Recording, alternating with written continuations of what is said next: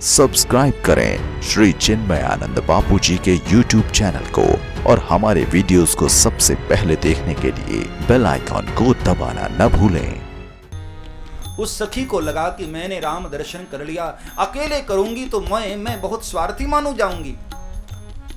इसलिए भागती हुई सियाजू के पास आई और कहा कि सीते छोड़ गौरी का पूजन, चल हमारे साथ। सीता जी ने कहा कहां? सखी ने कहा कि बस कल पूरे नगर ने जिनका दर्शन किया था ना, और जिन्होंने पूरी नगरी पर मोहिनी डाल दी थी, आज वो तेरे भाग्य से बगीचे में आ गए हैं। तो सिया जी को थोड़ा संशय हुआ कि बगीचे में, ये तो नारियों का बगीचा है, माताओं का बगीचा है, यहां वो कैसे बगीचे में क्या कर रहे? तो सखी ने यहां थोड़ा झूठ बोला। सखी ने कह दिया कि बगीचे में वो दोनों घूम रहे हैं, जबकि अपनी आंखों से देखिए कि पुष्प उतार रहे, लेकिन फिर भी झूठ बोला कि नहीं, बगीचे में थोड़ा घूम रहे हैं। देखन बाग कुंवर दुई आए, देखन बाग कुंवर दुई आए, देखन बाग कुंवर दुई आए, देखन बाग कुंवर दुई आए, गय किशोर सब भांति सुहाए, गय किशोरी सब भांति सुहाए। बय किशोर, उम्र कैसी है उनकी? बोले किशोर, न पूरे युवान हैं न बालक हैं, किशोर हैं। 18 वर्ष की उम्र लगभग, ये जो किशोरावस्था मानी जाती, और इतने सुंदर लग रहे हैं। सीता क्या बताऊं, चल तू अपनी आंखों से देख कर आ। सीता जी ने कहा कि मैंने तुझे कभी इतना बिहवल नहीं देखा था, आज इतनी भावमग्न होती जा रही है, आखिर कितने सुंदर हैं वो। तब सखी हंस पड़ी। सखी ने कहा सीता क्या बताऊं, आंखों ने देखा जरूर है, पर आंख बोल कहां पाती है, और जीभ विचारी बोल तो सकती है, पर जीभ तो अंदर थी, उसने तो देखा ही नहीं। हाँ, गिरा अनयन नयन बिनु बाणी, गिरा कहते हैं वाणी को, वाणी को नेत्र नहीं है और नेत्रों को वाणी नहीं है, क्या बताऊं। और वैसे भी ब्रह्म अकथनीय है, कौन वर्णन कर पाए ब्रह्म को। शब्द तो केवल इशारा मात्र है मेरे भाई बहन, बाकी परमात्मा का वर्णन कौन कर पाए, वो तो अवर्णनीय है। हाँ, अनिर्वचनीयम अवर्णनीयम, भगवान अवर्णनीय, उनका कोई वर्णन नहीं हो सकता है। हाँ, महात्मा लोग गाते हैं, कहते हैं, वो सिर्फ इशारा मात्र है प्यारे, ध्यान देना, परमात्मा का वर्णन करना संभव ही नहीं। जिसने उसकी अनुभूति कर ली ना, वो बेचारा बोल नहीं पाता है। गूंगे को सपनों भयो और मन ही मन मुस्काए, जैसे रात्रि में गूंगा सपने में खीर खा लिया, हाँ, और सुबह उठ करके बड़ा मुस्कुराता रहता है। कोई उसको पूछे कि भाई क्यों मुस्कुरा रहा है, अब गूंगा बेचारा कैसे बोले कि मैंने रात्रि में खीर खा लिया है। हाँ, कैसे बोले? गूंगे को सपनों भयो और मन ही मन मुस्काए, ऐसी दशा हो जाती है जिसने ब्रह्म को जान लिया, जिसने ईश्वर को जान लिया। गूंगे को सपनों भयो और मन ही मन मुस्काए, मन ही मन मुस्कुरा तो सकता है लेकिन बयान नहीं कर पाता, क्योंकि अनिर्वचनीयम, भगवान तो अनिर्वचनीय। इसलिए सखी ने कहा कि सीता चल तू खुद ही देख कर आ। और चली अग्र करी प्रिय सखी सोई। प्रीत पुरातन लखही न कोई।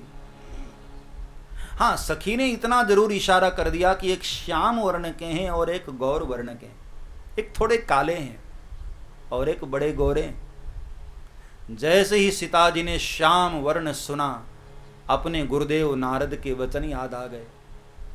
नारद जी ने कहा था कि बेटी, इस बगीचे में कभी कोई पुरुष नहीं आएगा, ये तेरा ही बगीचा है, लेकिन पहली बार कोई पुरुष आए और रंग श्याम हो तो समझ लेना वही तेरा पति होगा। और आज वह वचन सीता जी को याद आ गए और भगवान के प्रति सीता जी की और श्रद्धा बढ़ गई और वो श्रद्धा लेकर सिया जो चली हैं। और सीता जी के आभूषणों की खनक यहाँ हमारे भगवान राम के कान में पड़ी। कंकन किंकिन नूपुर धुन सुनी, कंकन की।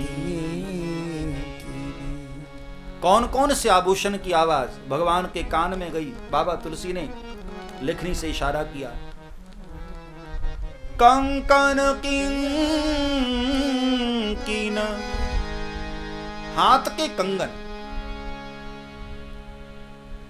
कमर की करधनी और पग के नूपुर।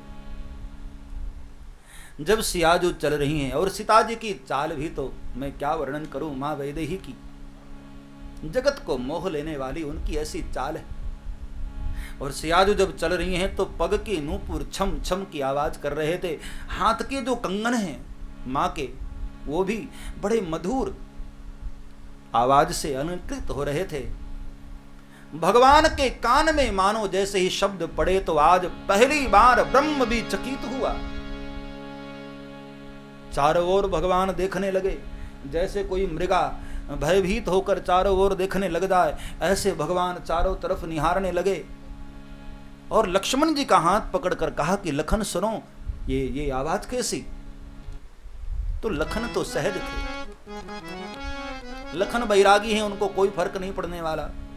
लखन ने कहा कि मालिक, कोई घबराने की बात नहीं है, सुबह का समय है, माताओं का बगीचा है, तो कोई माँ या बहन बगीचे में घूम रही होगी, उसके आभूषणों की आवाज।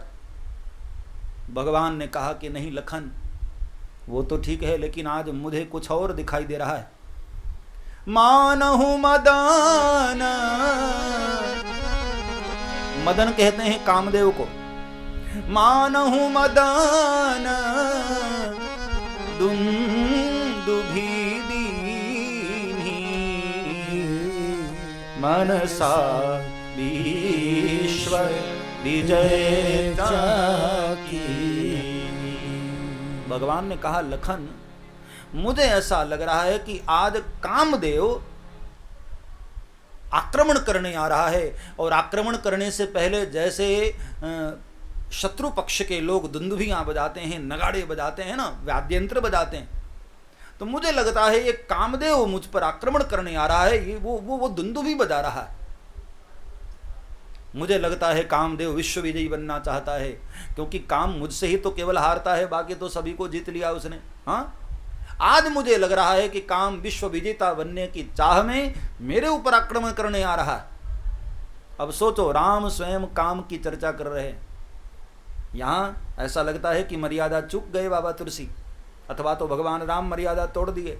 नहीं, कामदेव आ तो रहा है, लेकिन सीता जी के चरणों में बैठ कर आ रहा है। और ध्यान रहे, सीता जी भक्ति हैं। दुनिया का गलत से गलत व्यक्ति भी भक्ति का आश्रय लेकर भगवान के पास पहुंच जाए ना, तो भगवान भी उसकी तारीफ करने लग जाते हैं। इसलिए भगवान ने काम की तारीफ। मानहु मदन दुंदुभी दीनी, मानहु मदन। और अभी भगवान लक्ष्मण से बातें कर ही रहे थे, इतने में सरकार की निगाहें जरा दूसरी तरफ गईं, और वहां से सियाजू चली आ रही हैं, और भगवान की नजर मां वैदेही पर पड़ी। देखो क्या दशा हुई फिर प्रभु राम की।